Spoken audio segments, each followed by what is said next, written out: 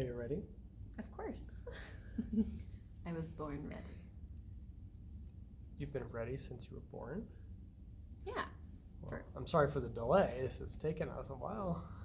Yeah, no, it's right on time. Oh, cool. Okay. Yeah, I was ready for this moment, but it had to be at this moment. Oh, okay, okay.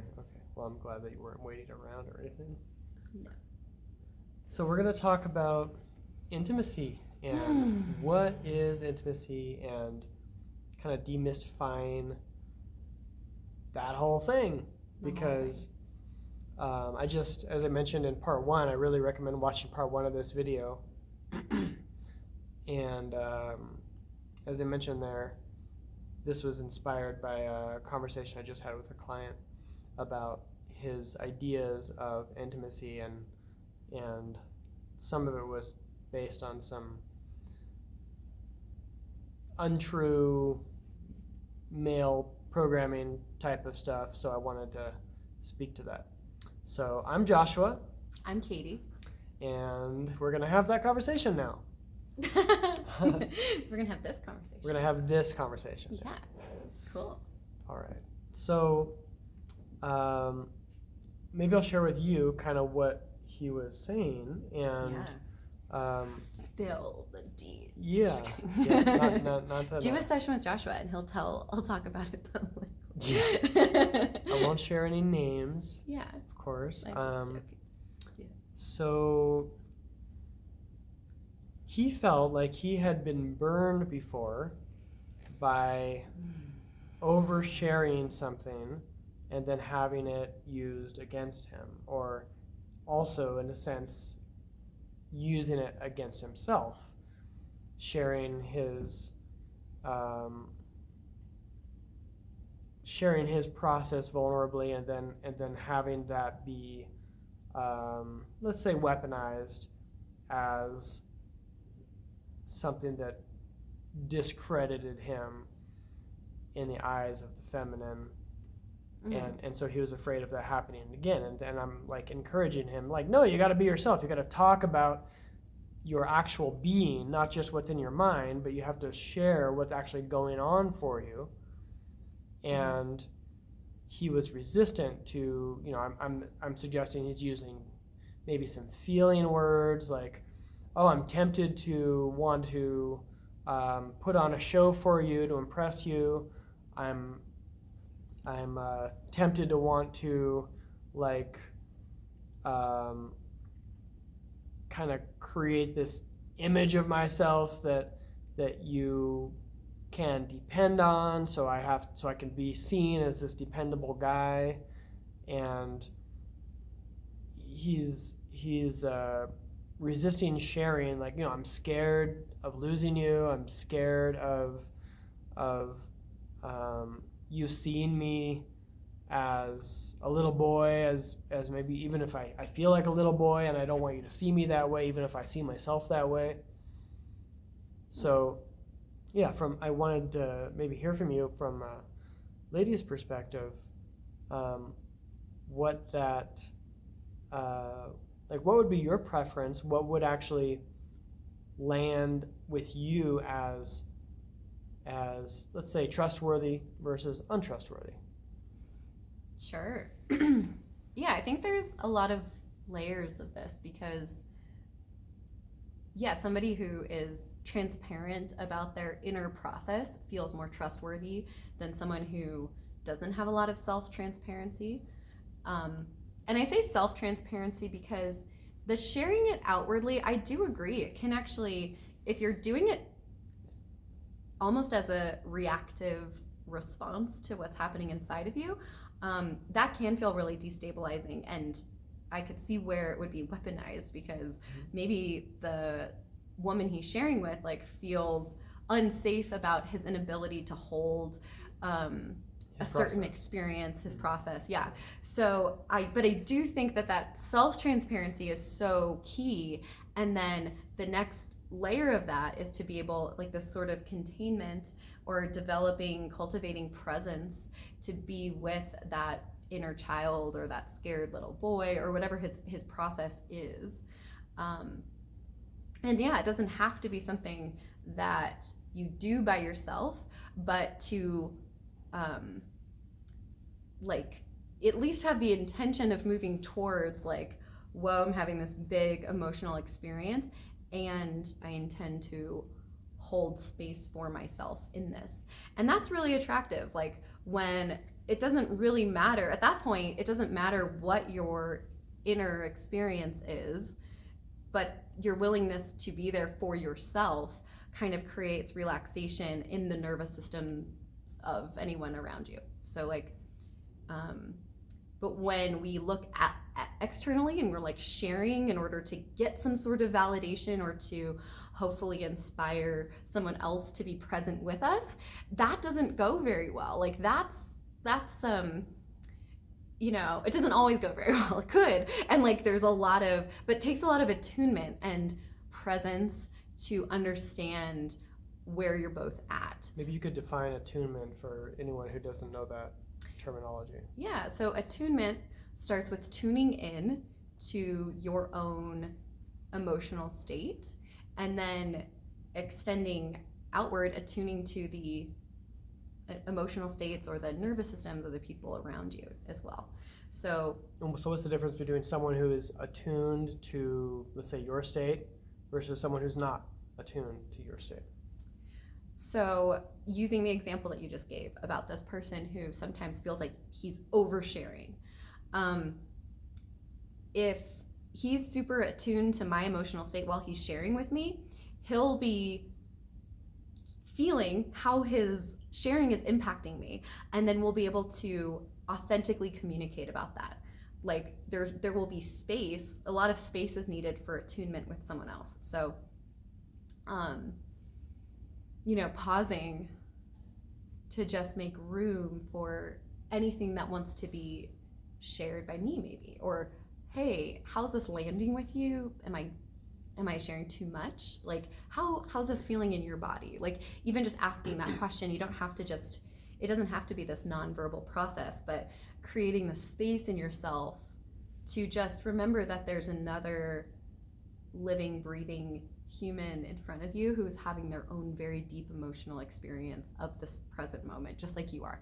And so there's like this acknowledgement that you're here too. And so it's like attunement, like there's two of us here.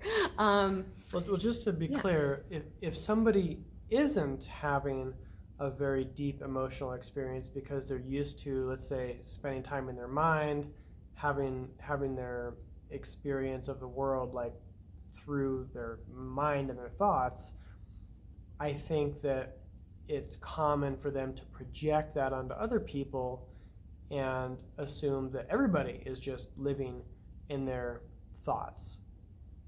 And so it can be challenging for some people to understand that just being in a present moment is a very deep emotional experience. That can be like a foreign concept. Yeah, and so that's why I think talking about how intimacy starts with yourself is really important. I think this is a Matt Kahn quote, but we can only meet each other as deeply as we've met ourselves. So if your experience of the present moment happens from the neck up, like that's what you're going to be, how you're going to be meeting other people. And then realizing that other people might have experiences all the way down to their toes. And, you know, it starts with just getting curious about your own experience, maybe down to your belly button or like down to your nipples, I don't know, like wherever, however deep you want to go at first, and then fill in blank body part. Fill in the blank body part that you want to go to today. It's fun. It's just like pick a body part, go there. So like doing that inside of yourself. So attunement starts with tuning into your own body, tuning into your own experience, and you know, being around somebody who's willing to kind of be a mirror for you and to navigate that with you. Like, I think it's a beautiful thing to set an intention of like, hey, I want to, you know, I'm working on deepening my experience of my life. And, you know, I feel kind of like a toddler learning to walk in this department. And I'd like to, like, with your consent, like just be really explicit, like maybe say some things that you don't normally say in normal conversations. But like having a conversation like that where you create this permission for yourself to go deeper into your own experience, like in connection with another person, I think is something that gives, helps you kind of like relax into it a little bit more, kind of normalizes the process, and then it becomes more natural, and you can, go down to your knees and your calves and all the other spots. Yeah, okay. So, one thing that she brought up that I wanted to kind of emphasize is, like, right now she's listening to me, and I'm looking on the camera at any reaction that Katie has to what I'm saying. So if I say something that doesn't land the right way, if I say something that makes her like slightly wince, or like maybe it changes her breathing pattern, it could be very subtle. It could be like it could be so subtle that I could even hear it as a thought, and I think it's my thought, when actually it could be her having a thought that I'm just tuned into. We're pretty close. Yeah. But it could be so subtle that most people would just ignore it, not even register it, and just move on by. And so being attuned to the other really means being okay with whatever emotion comes up. Because if you're not okay with whatever emotion comes up, then you're going to have resistance to being fully attuned, because then you don't actually want the information. You don't actually want to know where, let's say, there's a sensitive spot, or you don't want to know that something you said may have not landed with the other person as you intended it to, right? So being attuned is good for you, and it's good for them, and it really is, let's say it's giving energy to the connection. It's giving energy to the relationship. And it could also be like, let's say, if you're speaking to a group in a conference room, or if you're speaking to a whole audience from a stage. Sorry, I just burped. So You're so proud of yourself. I just had to attune to that for a second. I didn't even notice. I wasn't very attuned. If you're speaking from a stage, attuning to a whole audience, it's a very different experience, but it's still attunement. It's still like listening with your body. And you're a stand-up comedian, so you know this process very well. It's using your whole body as a listening device to know not what's right or wrong, but how things land, right? And as I said in the last video, the what is the masculine, the how is the feminine, and the connection is about the feminine. It's about the how. That's what the feminine, the world of the feminine is about connection. And so if we're judging the connection as good or bad, right or wrong, did I do it right? Am I getting a strategy? Am I getting my tasks, my goal met? Then that we can easily become overly focused on the masculine.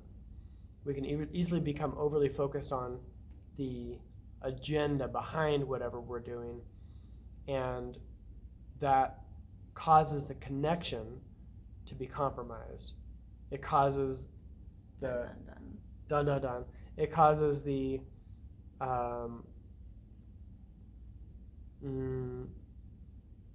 if one of us is overly invested in a goal, the other one, usually the more feminine one, is wondering, why are you more interested in the goal here than our connection? And so really being honest with yourself, intimate with yourself about the priorities, and then, making this a transparent and open conversation about what the priorities actually are, and being open to your internal priorities shifting based on what you hear. Yeah, like making yourself available to be impacted. Mm-hmm. And, the reason why intimacy can be scary is because it's vulnerable, and letting yourself be impacted by another person can feel really exposing of yourself, and it puts you in this state where you're not as protected. And so there's a protection in kind of keeping it from the neck up, or from in your own kind of worldview, without like letting yourself really be impacted by an exchange. Like one of my favorite things, I don't know who said this, but that a conversation, or like in a real conversation, like I hope that my mind changes. Like I hope to have my mind changed. And so that's a different approach than someone who's coming in like, I'm here to talk about what I want to talk about. Like that's no one likes talking to someone like that. But when you're really present, you're available to be changed in the moment. And that's like a really simple way of looking at it, I think. Like I think that's part of what intimacy is like inviting the possibility and the desire to let yourself be changed by whatever is happening between the two of you in that connection. Yeah. And it's interesting because you can go with the flow, as she's describing, and like allow yourself to be changed, but that doesn't mean at the expense of compromising yourself in any way.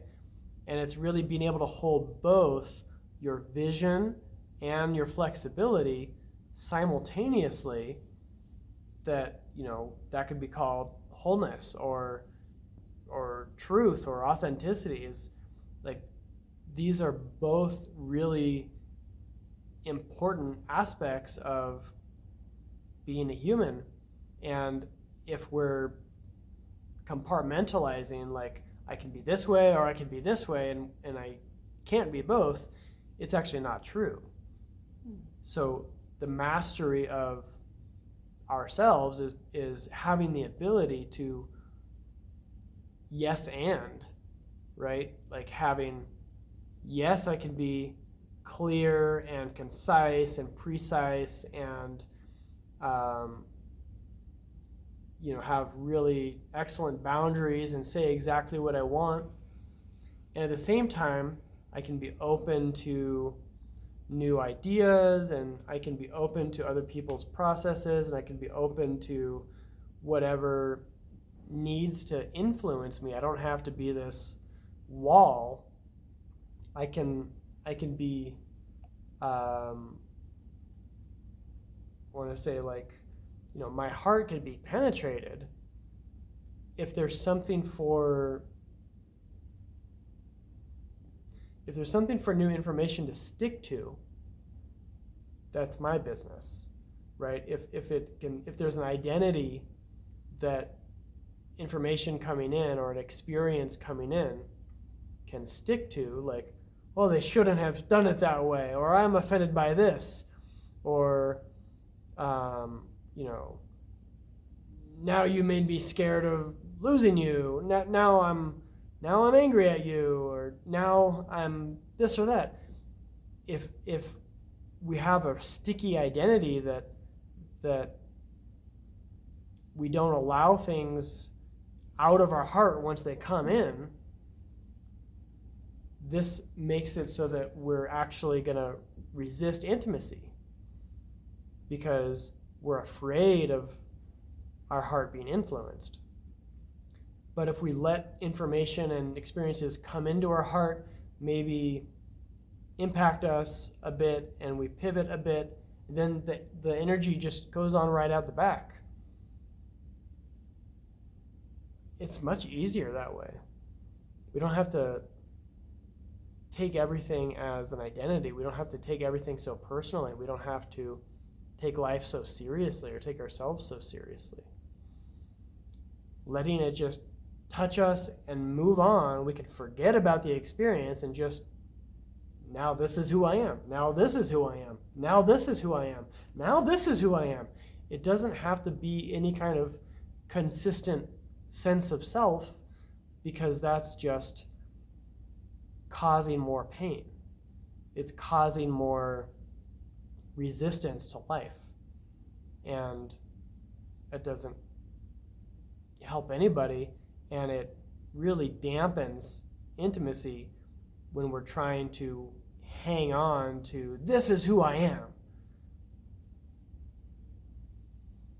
Yeah, ideally intimacy just draws you into the present moment, and there's no identity, there's no self in the present moment. There's just presence. There's just a pure movement of and stillness and all of that, and it's like the raw materials of who we are. Yeah. So intimacy is like breaking ourselves down into the raw materials and letting and daring to just be that, like daring to be whatever we are right now. And it's a nice, like, obviously it's okay if we don't do that perfectly. It's not like, oh no, I became myself again. Like, that's fine. But yeah, it's a beautiful opportunity when we have the privilege of being able to connect with somebody in the present moment. That's what's available to you. So play with it. It's fun. It's fun. That's another important thing. It's just fun, right? Mm-hmm. Yeah, having fun requires presence, and intimacy requires presence. Therefore, intimacy is fun. Therefore, intimacy is fun. That's math. That's math. It's just simple math. This is a math video. Yeah, we could just call it that. Yeah. This is a math video. I just wanted to add that because presence is required in intimacy, usually there's not a lot of focus spent on the past or the future, because that tends to take us out of the present unless we're speaking about it in a very present way. I'm nervous about this upcoming play that I'm going to be a part of. Like, that's present, but like, let's talk about what I'm going to say during minutes 15 to 17 in this upcoming play. Like, that's not presence, right? That's more of like planning for something that takes us out of what's actually here happening right now. So just know the difference between intimacy and thinking, and planning or ruminating versus presence. I think that's about it. You have anything else you want to say? Just have a nice time. Yeah, just have a nice time. Just have a nice time. All right. Thanks for listening. This is Joshua. And Katie. And we'll talk to you later. Okay. Bye-bye.